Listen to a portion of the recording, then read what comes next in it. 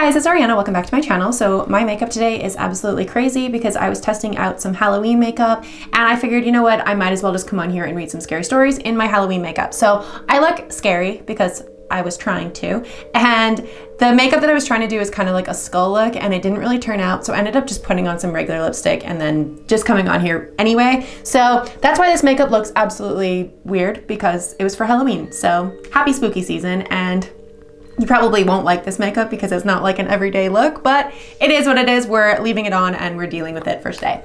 So I'm in the spooky mood, obviously, because I've been trying to do spooky makeup literally all day. So I have a bunch of emails and Instagram DMs and Reddit stories that I want to read with you guys today. So I'm just gonna pull them up quickly. As per usual, I have my Wicked candle in here, so it smells like caramel apple. I don't have any other candles to show you guys today because I don't know where they are, if they're in my house somewhere. So I will show you guys some candles in another video, but currently I don't have anything lit. I just have my one in here because it smells so good and it makes my whole studio smell amazing. So the first one that I'm gonna read Reddit first, just because I have a bunch of them saved in my DMs to myself. And this one is from the scary story section.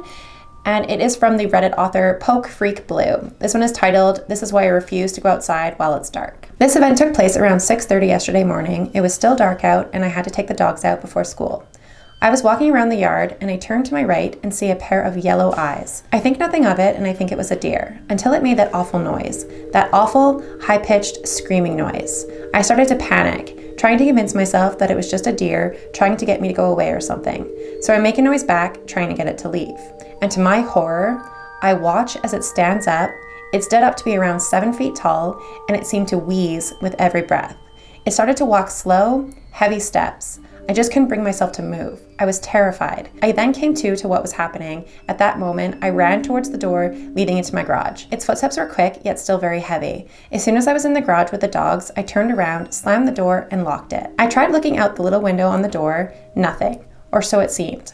I look out towards the creek that was at the end of my backyard, and there, I finally got a good look at what I was looking at. And as it walked away, slowly, heavily, with rattling breaths, I sat in the garage and cried. My dogs were distressed as well. They were barking at the door and whining. I've always been terrified of the dark, and that didn't help at all. And that's how they ended the story. So I have no idea what that is, and it is in the scary story section, and that's terrifying. So I would be absolutely mortified to see that. Seeing like an animal deer that walks like a human with like bones exposed. No, that's fucking awful. So thank you so much for allowing me to read your story. That is so fucking creepy, and I probably would have cried too, because that's just absolutely terrifying. The next story that I want to read is from the Spoopy Cjades section, and this one is titled, "The Creep in the Park Bushes." Context, I was around 11 at the time, and me and my mom were both very short people. She was 5'2", and I was even shorter, so not the most intimidating people. It was summer, and my mom took me out to the park, and since we didn't live in a rural area, we had to drive to one. I took my scooter with me, and little 11-year-old me went scooting around the sidewalks. My mom walked beside me until she placed a hand on my back and told me to get off my scooter and hold her hand. I didn't know what was wrong, but she was my mom, so I did as she said and put my scooter on my shoulder to carry it. She said to me to not look behind us, as a man had walked out of the bushes and had begun following us. I took her advice and we started walking a bit faster. The general layout of the park was a big square, so you could walk the entire way around it and circle around to the parking lot. For some godforsaken reason, we couldn't see anybody remotely close to us. So me and my mom started walking a bit faster, circling around to the front of the park and to the cars, where we could see people playing in the jungle gym. The guy was still following us, and my mom was freaking out. Both decided we were done at the park at this point, so we jogged towards the cars, shoving my scooter and myself in the back, and my mom jumping into the driver's seat, locking the doors. I remember being petrified as I looked at my left and saw the guy was banging on the door. He was banging on the door I was sat next to, leaning over the window. I was crying and my mom stepped on the gas, peeling out of the car park. As she looked back, she saw the guy try to run after the car. So to the guy that scared me and my mom when I was on my scooter, let's never meet again. And that's just so fucking creepy. Like, why? Why? Like, what could you possibly wanted? Just to chase somebody through the park and banging on their car window. Like, fuck you. So that was a Let's Not Meet story. And then they have another paranormal story that I want to read. So this is from the Spoopy CJ section. Again, it's from the same Reddit user. The Reddit user, I think I forgot to say who they were. The Reddit user is Millennium Pluto. This one is titled, I Think I Got Possessed When I Was a Child. Hello, after my last post, the guy who came out of the bushes and followed me and my mom in the park, I realized that I live a pretty exciting and paranormal life due to the places I've lived and the people I'm around, so I thought I'd share them here for someone to enjoy. Warning for a small mention of blood, not much, but just an injury, nothing serious. So the background info. From the ages of 1 to 12, I lived in a Victorian-era house in the middle of an arable farm, plant-based farm, think corn, wheat, grains, etc. The house was very old and was surrounded things ranging from old Roman burial grounds to old castle moats where we could find super old coins. This led to the house to be a very active site for paranormal activities like weird bruises and scratches showing up on our bodies or seeing large shadowy figures at the end of the hallway. So that being said, I've got a few paranormal stories. This one is focused from my parents' point of view, as I have little to no recollection other than the aftermath. I was 10 at the time. My mom had pulled me out of school and had started homeschooling me, so I was constantly at home. I was sitting at a table doing math when my mom noticed that I had stopped and put the pencil down.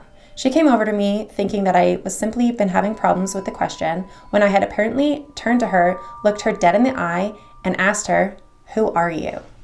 She had been confused and asked what I meant, but apparently I didn't respond, simply standing up from the table and walking into the kitchen, stubbing my toe along the way, however not acknowledging the blood that had come from the wound. She followed me after a minute or two and had seen me standing at a calendar, mumbling something she couldn't make out, and pointing to the days on the calendar, seemingly counting upwards towards the end of the month like the ghost was on a schedule. I pointed at a date, the 26th of April, and then tumbled over onto the kitchen floor, crying when I finally felt pain shoot up my leg from the pain in my toe, seemingly free from the ghost possession. My mom had tried to forget about it, but had told my dad later that night, and they had both seemed confused, but tried to calm their worries by brushing it off as kids being kids. After that, there were a few instances where I would be woken up in precarious positions and having no recollection of how I got there. To name a few, there was one time I woke up with a plastic shopping bag on my head, then I woke up at the top of the flight of the stairs, and then another time when I woke up in my back garden. Nothing major like this instance happened again, and I never did anything stupid like a Ouija board to invite the entities into my house. Although since then, I've moved out of the house. I still sometimes feel a chill go up my spine for some reason, as if I'm being watched. Please let me know if you want any more stories about my really old house. I have a truckload of them. Bye! And that's all he said. So I'm definitely gonna reach out to them again because I asked them if I could read their stories quite a while ago, and I definitely want more of your stories because your stories are so good and so creepy. Like, that's terrifying. I have black lipstick on my teeth. I'm wearing a lime crime lipstick and I find that it moves around a lot. So not my favorite black, but it does go on really nice and it does stay on for a fairly decent amount of time, but I find that it gets onto my teeth. So it's kind of annoying. So thank you so much for allowing me to read your stories. Your stories are so creepy and they were so good. And this one is from the Reddit user SaltySoph30 and it's titled, I brought a ghost home from the flea market. Hey, my name is Hannah and one time I brought a ghost home from the flea market. I live in Germany and I love flea markets. So a few years ago, I went with my mom. I'm really interested in old pictures from the 1800s or so. So at one stand, I looked through some old pictures and found some really beautiful ones. One picture shows a man in a uniform. I think he was a soldier in the First War. He has a neutral expression on his face, and the picture really stood out to me that time. I don't know why. I just had to bring it home. So I did. I put the picture in a Ziploc bag and stored them in my shelf. Everything was normal for a few days. But one night, I suddenly woke up at exactly 3 a.m., I'm not kidding, and had a strong feeling that someone was standing in the corner across from my room. It felt like a male presence just watching, but not in a harmful way. It felt as if he was just curious. At first, I shrugged it off as my imagination playing tricks on me, and at some point, I fell back asleep. But it happened again the next night, and again, and again. It went on for about 2 weeks. Every night, I woke up at the same time and had that eerie feeling. That couldn't be a coincidence anymore. It had to be a ghost attached to me or something. At that point, I already forgot that I had brought home the pictures. I didn't know what to do. I just wanted it to stop. I thought about how he looked and from where I knew the appearance. Then it clicked in my head, and I searched for the Ziploc bag with the pictures in it. I found it and searched for that one picture. I looked at it and felt the exact feeling I felt every single night. Finally, I knew who the spirit was in my room. I stood in my room holding the picture of the man in my hand and began to speak into my room. I said, if this is a spirit that visits me every night, is the man in the picture, and he listens to me, please stop waking me up every single night. I'm really sorry if it bothered you by bringing this picture home with me, but I like how it looks. I just wanted to buy a beautiful picture. I don't want to harm you or anything. I'm cool if you're cool. You can stay here if you want, but please stop bothering me. If you don't harm me or my family, I will let you stay. After saying all of this to the spirit, it felt quiet in my room, like he agreed. After that night, the terror suddenly stopped. To this day, I sometimes feel him around like he really stayed, but he's okay with me and I'm okay with him. After when my parents are away for some days, he's really active. He always turns the lights in the hallway on and off and when I'm home alone. When I get scared, I tell him and he stops.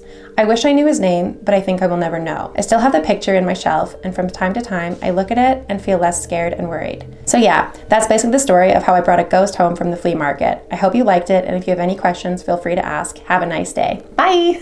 They all ended their story with bye! So that's really cute.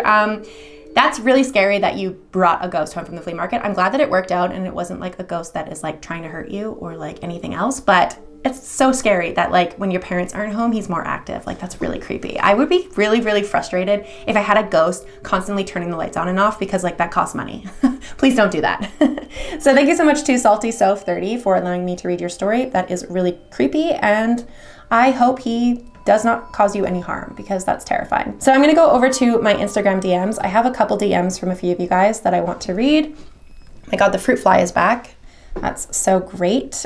All right, so this is from the Instagram user Kawaii Potato. So I've read her stories before in the past and she sent me some more updates and some more stories. So I'm excited to read them. She sent me a lot, oh my God. So this doesn't have a title because it's just an Instagram DM, but she says, this happened to me when I was 8 years old during the summer. Like any other day, it went relatively normal. My friend came to visit. For her sake of privacy, I'll call her Olivia.